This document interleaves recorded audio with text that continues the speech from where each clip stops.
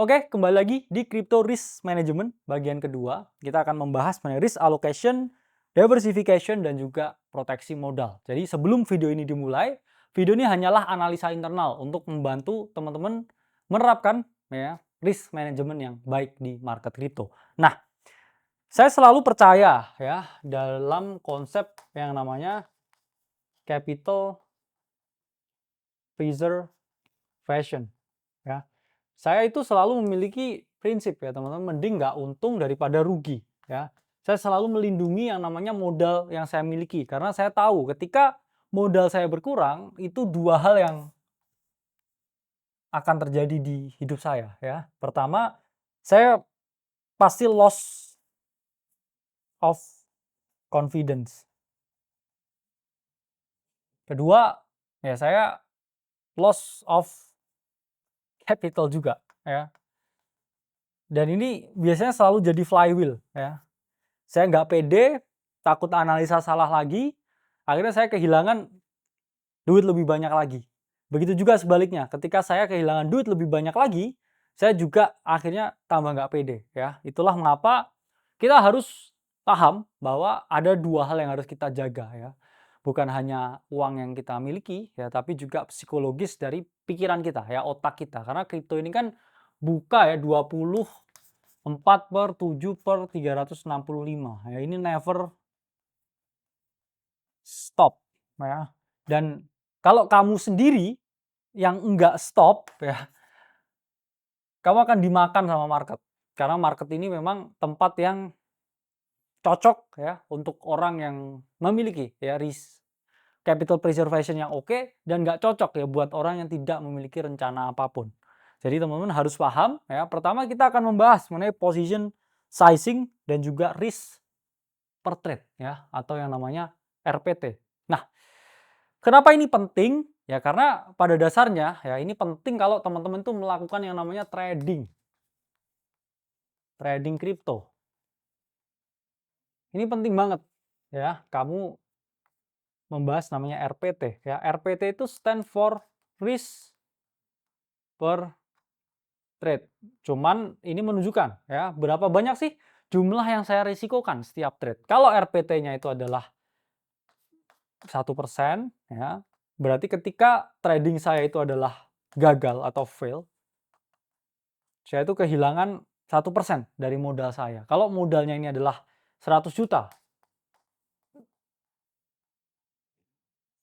kamu kalau fail, kamu akan kehilangan 1 juta ya. Begitu juga sebaliknya. Kalau 5% kamu akan kehilangan 5 juta, kalau 10% kamu akan kehilangan 10 juta, dan semakin gede ya yang namanya RPT-nya itu juga semakin cepat pula ya modalmu habis. Memang kamu kalau berhasil ya potensi untungnya jauh lebih gede. Cuman kita nggak lihat dari situnya dulu. Kita lihat kalau misalkan kamu ini fail ya.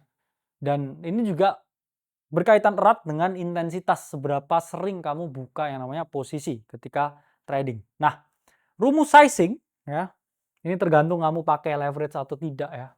Jadi ukuran posisi, oke, itu sama dengan modal ya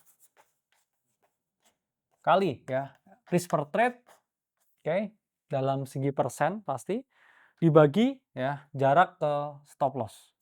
Nah, ini persen ke stop loss. Nah, karena teman-teman bisa lihat nih ya di sini. Elemen pertama ketika kita mau trading itu adalah menerapkan yang namanya RPT ya, atau risk per trade. Saya ngomong risk per trade 1-2% kalau kamu trading. Kalau kamu pakai risk 1%, berarti kamu punya 100 kali ya kesempatan salah. Oke? Kalau kamu pakai RPT 2%, kamu punya 50 kali kesempatan untuk salah. Jadi harus teman-teman pahami nih di sini ya. Kalau saya ya trading, oke, itu saya ngerisikoin berapa ya? Kalau ngerisikoin 100%, saya punya 100 kali kesempatan kalah dan juga salah. Kalau 5%, ya itu berarti hanya 20 kali ya kesempatannya. Dua ya, tetapkan stop loss, karena teman-teman harus paham juga ya, market itu ini misalkan stop loss. Ini take profit. Teman-teman harus paham ya, saya suka stop loss yang lebar ya. Di kripto itu saya suka batas ya stop loss itu 20-30%. Kenapa? Karena saya tahu ya market crypto itu memiliki yang namanya volatility yang tinggi. Jadi akan lebih aman ya bagi saya untuk menerapkan stop loss yang relatif lebar daripada ya stop loss yang relatif kecil. Dan kemudian ya kita juga harus menghitung ukuran posisi karena banyak juga yang tidak bisa sizing dengan benar padahal mereka memiliki ide trade yang bagus tapi nggak bisa tereksekusi dengan baik karena sizingnya dia berantakan. Nah, selanjutnya alokasi aset. Oke, ini kita bahas terminologi ketika teman-teman ini melakukan yang namanya investing in crypto. Saya selalu advise teman-teman kalau ini adalah bull market ya, fokus di sini. Kalau kamu mau trading crypto, ini bisa kamu fokusin ketika bear market. Karena ketika bull market, ya ini kamu positioningnya bisa lebih lama ya.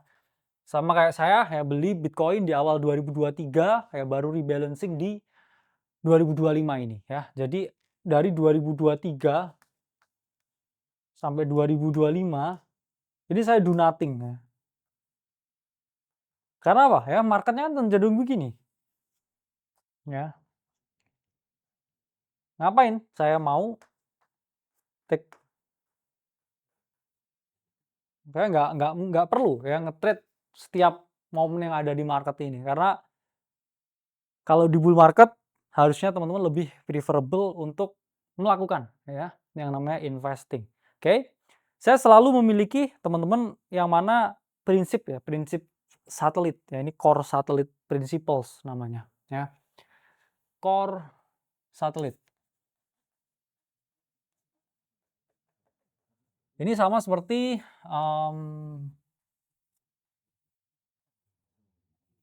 ini bumi ya. Ini misalkan bulan ya. Nah, ketika kamu berinvestasi ya, kamu bisa fokus ke dua aset yang paling gede ya, Bitcoin dan juga Ethereum. Mengapa? Ya, Bitcoin memang harus tetap ada ya di portofolio kita. Ini kalau kita lihat return-nya juga mengalahkan S&P ya. Bitcoin is a monster ya. Nah, ini adalah Bitcoin. Oke.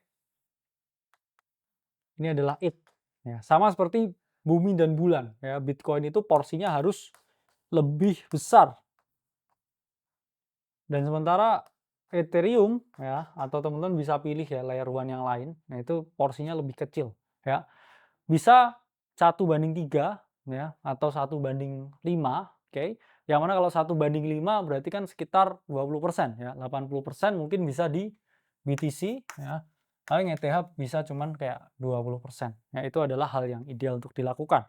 Dan bisa juga ya, ini pendekatan core satellite yang kita buat ya 70% Bitcoin, 20% altcoin ya, misalkan 10%-nya stablecoin. Teman-teman juga bisa nih ya di Ethereum, teman-teman bagi lagi ya ke multiple aset ya. Sangat penting ya bagi teman-teman untuk membagi dan juga melakukan diversifikasi. Nah, selanjutnya kita bahas yang namanya cut loss ya dan take profit.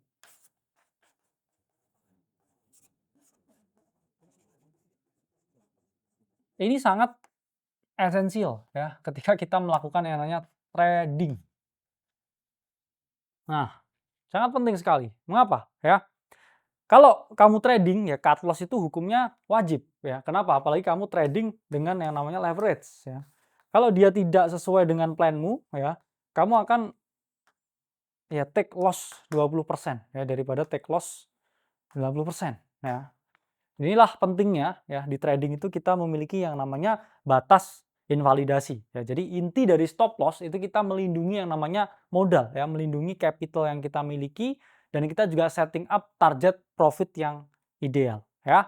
Nah, jadi itu penjelasan ke teman-teman mengenai konsep ya dari trading dan juga investing dan bagaimana teman-teman menjaga risiko di antaranya supaya apa? Supaya teman-teman melindungi ya modal yang dimiliki atau teman-teman melakukan yang namanya capital preservation. Jadi sampai berjumpa di video selanjutnya.